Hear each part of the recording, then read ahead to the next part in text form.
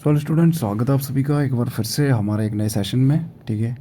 और यहाँ पे हम आपके लिए के जो वीडियो आए हुए हैं इसके अंदर हम बात करने वाले हैं यानी जेके बोप की तरफ से जो बीएड के लिए इंट्रेंस टेस्ट कंडक्ट किया गया है, सीईटी कॉमन इंट्रेंस टेस्ट। ठीक है। जो भी हमारे अलग अलग बीएड के कॉलेजेस आते हैं गवर्नमेंट जम्मू कश्मीर के अंदर, इसमें 3 आते हैं, तो उसका इंट्रेंस कंडक्ट किया गया था 14 अप्रैल 2024 के लिए। तो उसका जो है वो मेरिट लिस्ट सिलेक्शन लिस्ट जो है वो आउट हो चुका है। मेरिट लिस्ट बोल सकते हो, अभी सिलेक्शन नहीं है। तो अभी जो है यहाँ पे जिन जिन बच्चों ने कितने मार्क्स लेके आए हुए हैं वो सारा यहाँ पे आपको मिल गया होगा। अभी आगे का क्या प्रोसेस रहेगा, ठीक है, वो हम आपको यहाँ पे बताने वाले हैं। ठीक है। जैसे कि आपको काउंसलिंग कब होगी आपकी, ठीक है, क्या क्या आपको डॉक्यूमेंट्स चाहिए होंगे काउंसलिंग के टाइम पे, और उसके बाद एडमिशन कब होगी आपकी, ठीक है, और एडमिशन के टाइम पे क्या क्या डॉक्यूमेंट्स आपको रिक्वायर्ड होंगे, वो सारी चीज़ें हम A to Z आपको इस वीडियो के अंदर बताने वाले हैं। तो जो भी बच्चे, सबसे पहले तो नए बच्चे हैं हमारे, ठीक है, जो इस वीडियो को देख रहे हैं, तो चैनल को सब्सक्राइब कर दो सबसे पहले, ठीक है, और वीडियो को लाइक ज़रूर करिएगा अगर आपके ये हेल्पफुल रही हो। ठीक है। तो यहाँ पे देखो प्रोविजनल सिलेक्शन लिस्ट जो है वो रिजल्ट जो है वो आउट हो चुका है कैंडिडेट्स का। अलग अलग जो हमारे इंस्टीट्यूशन होते हैं, ठीक है, बीएड का जो कोर्स ऑफर करते हैं, जैसे सबसे पहले अगर हम बात करें तो IAS आता है हमारा, ठीक है, institute of advance studies in education, जो कि श्रीनगर के अंदर है। कंपोजिट रीजनल सेंटर हो गया जो भी श्रीनगर के अंदर है, और GCOE हमारा जम्मू कैनाल रोड के अंदर। तो इसके लिए अगर हम टोटल बात करें तो यहाँ पे 431 बच्चे जो है वो अपेयर हुए थे, ठीक है, जिसमें से 355 जो है वो जम्मू में और 76 श्रीनगर में जो है वो अपेयर हुए थे एग्ज़ाम में। उससे पहले मैं आपको बता देता हूँ कि टोटल सीट्स कितनी है, ठीक है, इसकी अगर हम बात करें अलग अलग इंस्टीट्यूशन के अंदर। तो सबसे पहले अगर हम GCOE की बात करें, ठीक है, जो हमारा कैनाल रोड जम्मू के अंदर है, तो यहाँ पे 200 सीट्स हैं टोटल। उसके बाद सेकंड अगर हम बात करें तो ये IASC जो श्रीनगर के अंदर है, इसकी 100 सीट्स हैं। और थर्ड नंबर पे हमारा आता है CRC, जिसकी टोटल 30 सीट्स हैं। तो ये कुछ सीट्स हैं जो आपको पता होंगी भी या नहीं भी होंगी। तो ये आप देख सकते हो, इस प्रकार से आपको यहाँ पे सीट का जो है डिस्ट्रीब्यूशन देखने को मिल जाएगा अलग अलग जो हमारे इंस्टीट्यूशन है। उसके बाद मैं बता देता हूँ कि इन सब का अभी ये जो है रिज़ल्ट एक साथ ही आउट हुआ है, लेकिन इनका जो सिलेक्शन लिस्ट आउट होगा या फिर काउंसलिंग के लिए लिस्ट आउट होगा वो अलग अलग से होगा। ठीक है, पहले IASC का होगा काउंसलिंग, ठीक है, GCOE का उसके बाद होगा, देन CRC का अलग अलग से लिस्ट इनका आउट होगा। उसके बाद देखो यहाँ पे कि किसी ने रिप्रेजेंटेशन नहीं डाली थी, ठीक है, तो उसके बाद इन्होंने जो रिज़ल्ट डिक्लेयर कर दिया, ठीक है, and candidates have ten the same marks in the entrance. ये तो कुछ भी नहीं है कि उनका नाम के हिसाब से देखा जाएगा बाद में। अगर कोई बच्चा है जिसके मार्क्स सेम है, जैसे 56 दो बच्चों के, तो उनका फिर जो अल्फ़ाबेटिकल सीरीज़ होती है उसके हिसाब से देख लिया जाता है। देन आ जाएगा कि अगर किसी बच्चे को ऑब्जेक्शन था तो वो 1000 पे करेगा, करा तो नहीं है किसी ने, और इतने पे कौन करेगा ना एक क्वेश्चन के लिए।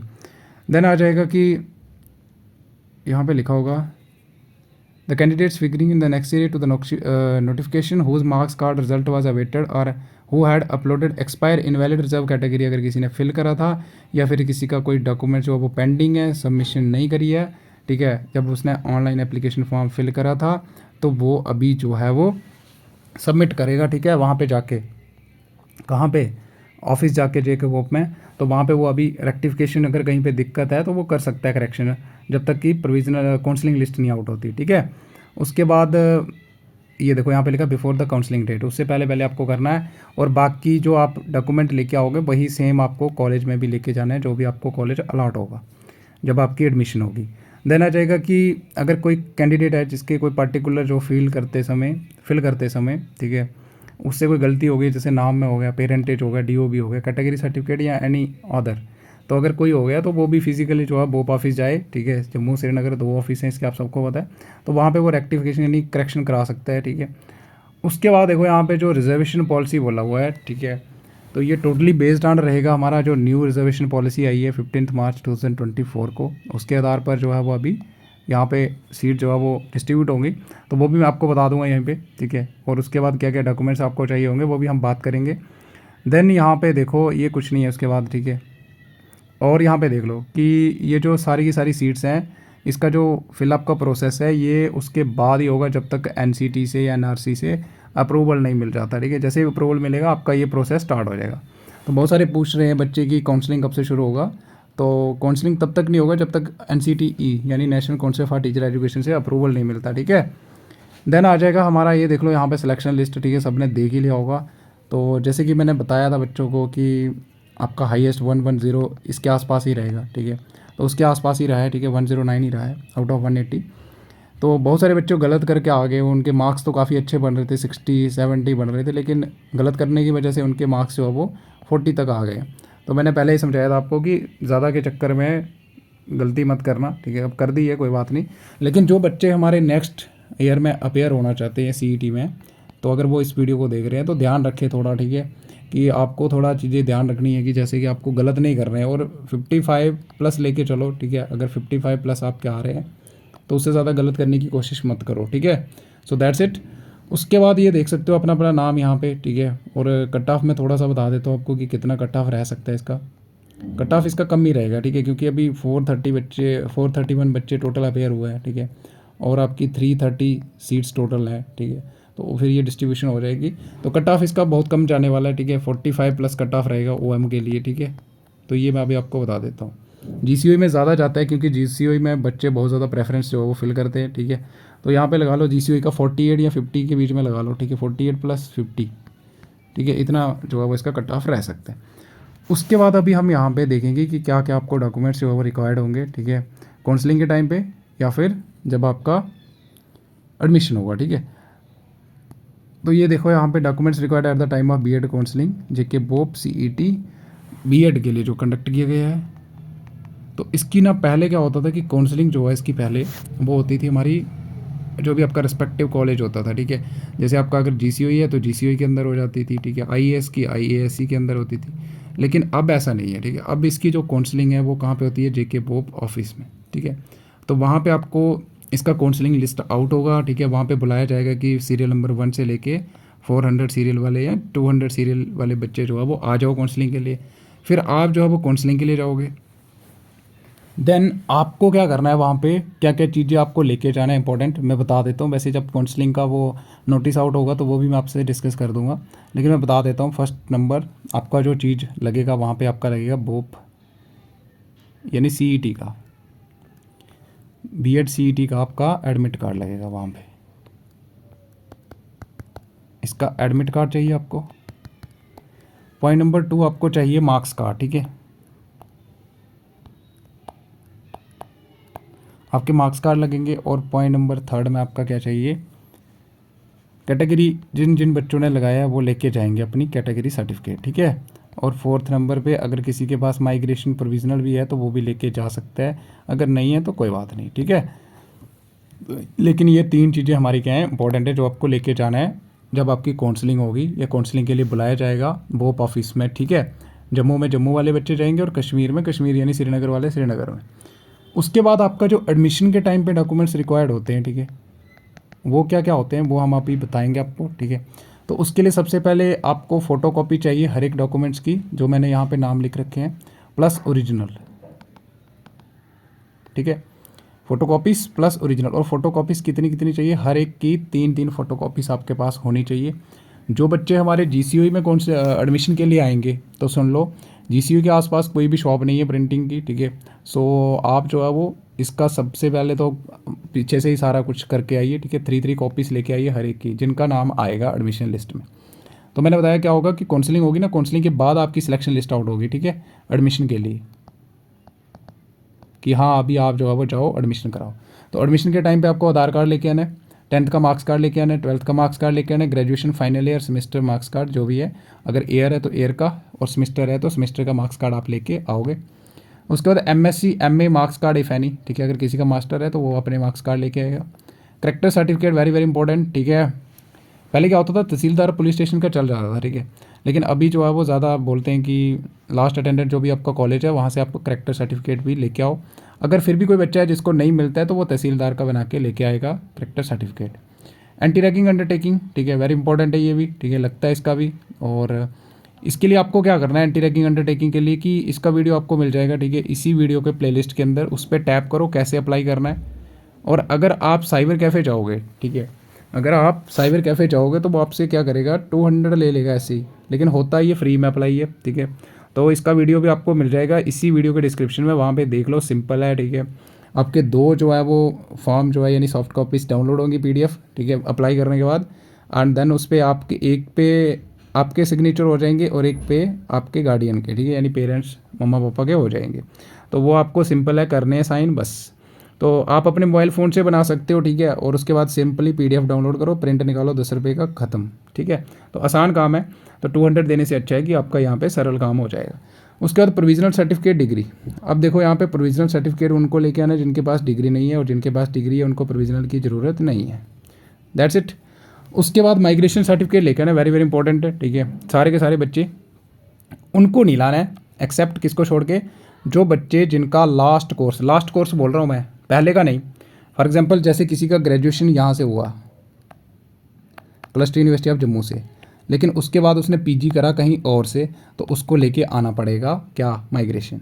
लेकिन हाँ, जिसका लास्ट कोर्स यानी B.Ed में एडमिशन लेने से पहले जो उसका कोर्स है, अगर वो क्लस्टर यूनिवर्सिटी ऑफ जम्मू में कर रहा है या फिर उसके एफिलेटेड जो भी हमारे कॉलेजेस आते हैं UG के, ठीक है, अगर वहाँ से कर रहा है तो उनको माइग्रेशन की ज़रूरत नहीं है। और अदर जो भी यूनिवर्सिटी से बच्चे करके आ रहे हैं, ठीक है, जैसे सेंट्रल यूनिवर्सिटी से करके आ रहे हैं, कश्मीर यूनिवर्सिटी से करके आ रहा है, जम्मू यूनिवर्सिटी से करके आ रहा है, तो उनको माइग्रेशन सर्टिफिकेट लेके आना पड़ेगा, ठीक है। उसके बाद देखो यहाँ पे कैटेगरी सर्टिफिकेट इफ़ एनी, तो जिन बच्चों ने कैटेगरी सर्टिफिकेट लगाया है वो कैटेगरी लेके आएंगे सर्टिफिकेट। 6 पासपोर्ट साइज़ फ़ोटो चाहिए आपके मिनिमम, ठीक है। एंड जेके वो B.Ed CET admit card, very very important, इसके बिना आपका कुछ नहीं होगा, तो इसको संभाल के रखो, ठीक है, गायब मत कर देना। और डेट ऑफ बर्थ सर्टिफिकेट, इसके लिए आपका 10th का मार्क्स कार्ड चलेगा। तो ये थे कंप्लीट डॉक्यूमेंट्स जो आपको लेके आना है, ठीक है। और फिर भी अगर आपको कोई डाउट रहता है, ठीक है, तो आप ज़रूर बताइएगा। उसके बाद एक और चीज़ है कि डोमिसाइल सर्टिफिकेट भी लेके आना है आपको, ठीक है, J&K UT लद्दाख वाले बच्चे भी। और candidate belonging to UT of Ladakh, अगर उनके पास ST कैटेगरी सर्टिफिकेट है तो वही माना जाएगा as a domicile certificate, don't worry. For example अगर कोई लद्दाख से बच्चा है, ठीक है, उसके पास डोमिसाइल सर्टिफिकेट नहीं है, तो वो उसका ST कैटेगरी सर्टिफिकेट जो है वो ही एज ए ट्रीट किया जाएगा डोमिसाइल सर्टिफिकेट, डोंट वरी। उसके बाद इंपॉर्टेंट यहाँ पे नोट लिख रखा है मैंने यहाँ पे कि स्टूडेंट जिनका बच्चों का गैप है, ठीक है, या 1 या 2 साल का गैप है या उससे ज़्यादा, तो वो एक क्या बना लेंगे, एफिडेविट बना लेंगे, ठीक है, और उस पर रीज़न लिख देंगे ड्रॉप आउट का, और प्लस उस पर लिख देना कि हाँ, मैं बता देता हूँ आपको नीचे फॉर्म में, ठीक है, ये आपको यहाँ पे दिख जाएगा, ये देखो यहाँ पे, ये आप स्टैम्प पेपर पे बनाओगे, ठीक है, नोटरी से कहीं पे जाओ और बना के लेके आओ इसको। तो इसमें आप अपना जो भी बच्चे जिनका गैप है उनके लिए बात कर रहा हूँ मैं, जिन्होंने ड्रॉप कर दिया, जैसे 1-2 साल का ड्रॉप है, तो आई फुल नेम, ठीक है, son of Shri, daughter of Shri, यहाँ पे अपना नाम बोल, पेरेंट्स का नाम लिखोगे, और कहाँ पे रेजिडेंट एड्रेस लिखोगे पूरा। उसके बाद लिखोगे कि I am a resident of above mention address, तो ये सारा टाइप करा लेना उस पर, ठीक है, स्टैम्प पेपर पे। देन आपको लिखना है कि हाँ, मैंने सक्सेसफुली पास करा था ये वाला कोर्स, ठीक है, कब करा यहाँ पे लिख दोगे, कहाँ से करा, ठीक है, कौन से इंस्टीट्यूशन से, और कौन सी यूनिवर्सिटी अटेंड करी, यहाँ पे लिख दोगे उसका नाम।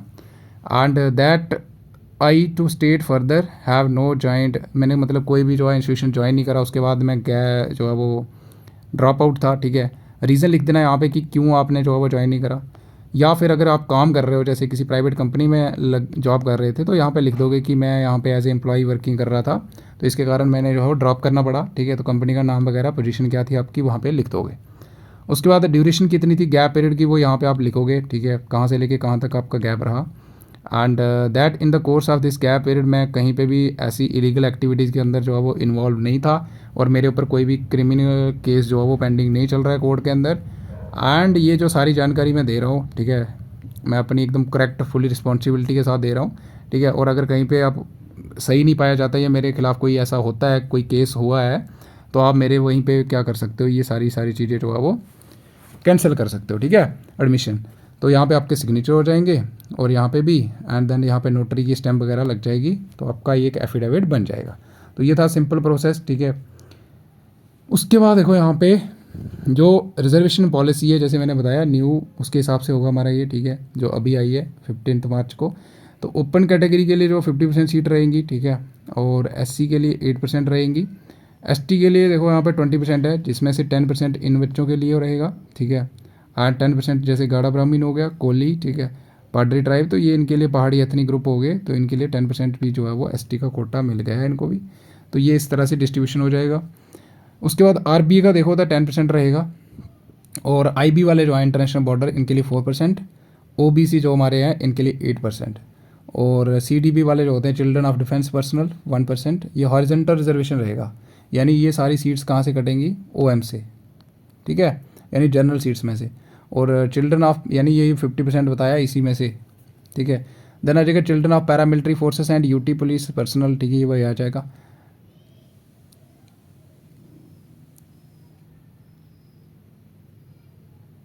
उसके बाद देखो यहाँ पे candidate possessing outstanding proficiency in sports, तो उनके लिए 1% रहेगा। और यूटी पुलिस में अगर कोई है, जैसे जेके पुलिस में किसी के पापा वगैरह हैं, तो उनको भी 1% रिजर्वेशन रहेगा। ईडब्ल्यूएस वाले बच्चे 10%, उनके लिए भी यहाँ पे सीट्स रहेगी। तो ये था नया जो रिजर्वेशन पॉलिसी है, इसके हिसाब से आपकी सीट्स जो है वो रिजर्व होंगी, ठीक है। 200 जैसे मैंने बताया। जीसीओई की अगर हम बात करें तो मैंने अभी बताया जीसीओई के अंदर टोटल जो सीट्स हैं हमारी, तो वो हमारी है 200, ठीक है। तो इस तरह से डिस्ट्रीब्यूट हो जाएंगी वो। एंड IASC में जैसे बताया मैंने आपको कि यहाँ पे आपकी टोटल सीट्स 100 हैं, ठीक है। और CRC में टोटल जो है वो 30 सीट्स हैं आपकी। उसके बाद मैं आपको थोड़ा फ़ी स्ट्रक्चर बता देता हूँ कि क्या फ़ी रहता है आपका यहाँ पे, ठीक है। तो जो फ़ी रहता है आपका, ठीक है, तो सबसे पहले जब आप एडमिशन लोगे, ठीक है, एडमिशन लोगे जब GCOE में या किसी भी इंस्टीट्यूट के अंदर, तो वहाँ पे आपका फ़ी जो रहता है 20,000 रहता है, ठीक है। और ये एक ही बार आपको पे करना है, ठीक है। जब एडमिशन आपका होगा तो उसी टाइम पे आपको 20,000 पे करना है। इसके लिए आपको क्या करना होता है, जैसे आपका डॉक्यूमेंट्स वेरिफिकेशन हो जाएगा एडमिशन के टाइम सारा, फिर आपके 3 सेट बनेंगे, ठीक है, डॉक्यूमेंट्स के। दैट्स वाई मैंने बोला कि हर एक डॉक्यूमेंट की आपको 3 कॉपीज़ लेके आना है, फ़ोटो कॉपीज़ होती है हमारी। फिर उसके बाद आपका क्या होगा, वेरिफिकेशन होगा, देन आपको बोल दिया जाएगा कि हाँ भी फ़ी पे करो, ठीक है। तो याद रखना फ़ी जो है वो ऑनलाइन कोई पे करने का तरीका नहीं है इसमें, ठीक है। आप जो है वो फ़ी ड्राफ्ट कटाओगे, ठीक है, बैंक के थ्रू। और वहीं पे GCOE के सामने एक बैंक है, ठीक है, वहाँ पे JK बैंक है, वहाँ पे आपका ये ड्राफ्ट जो है वो कट जाएगा 20,000 का, ठीक है। अप्रॉक्स है 20,000, अभी थोड़ा और बढ़ गया होगा, 20,100 हो गया होगा। इतना ही फ़ी है जो कि आपका रहेगा 1 साल का, पूरे 1 साल के लिए। फिर इसके बाद आपको कोई फ़ी नहीं देना है। GCOE का यही मज़ा है, ठीक है, कि एक भी आपको एक्स्ट्रा पैसा नहीं देना है। ओनली 20,000 पे करो, आपका हो गया एडमिशन डन। आपको वहाँ पे एक रोल नंबर मिल जाएगा उसी टाइम पे, ठीक है। और बाद में आपका जब एग्ज़ाम फॉर्म फिल होंगे, वो भी आपका कुछ नहीं करना है, आपको कोई एग्ज़ाम फॉर्म नहीं फिल करना है, वो सारा काम कॉलेज करते हैं। देन आपका क्या होगा, सिर्फ एडमिट कार्ड आएंगे, देन आपको पेपर देने हैं, ठीक है। फिर आपका आ जाएगा सेकेंड ईयर, ठीक है, यानी फर्स्ट और सेकेंड सेमेस्टर का दोनों का मिला के 20,000 फ़ी। फिर अगेंस्ट जब आपका सेकेंड ईयर यानी थर्ड सेमेस्टर फोर्थ सेमेस्टर जब आपका होगा, तो थर्ड सेमेस्टर जैसे स्टार्ट होगा वहाँ पे आपकी फिर से एडमिशन होंगे, एक फॉर्म फिल करोगे, आपको सब्जेक्ट चूज़ करने हैं, ठीक है। देन वहाँ पे आपको फ़ी पे करनी है, ठीक है। तो वो आप ऑनलाइन कर पाओगे, ठीक है, वो वाली फ़ी आप जो है वो ऑनलाइन पे कर पाओगे, ठीक है। वो भी आपका रहेगा 20,000। तो ये टोटल 40,000 फ़ी रहेगा आपका, ठीक है। इसके अलावा आपका कोई भी यहाँ पे GCOE के अंदर फ़ी नहीं है, ठीक है। तो ये सबसे अच्छी बात है कि मतलब ना कोई एग्ज़ाम फ़ी है, ठीक है।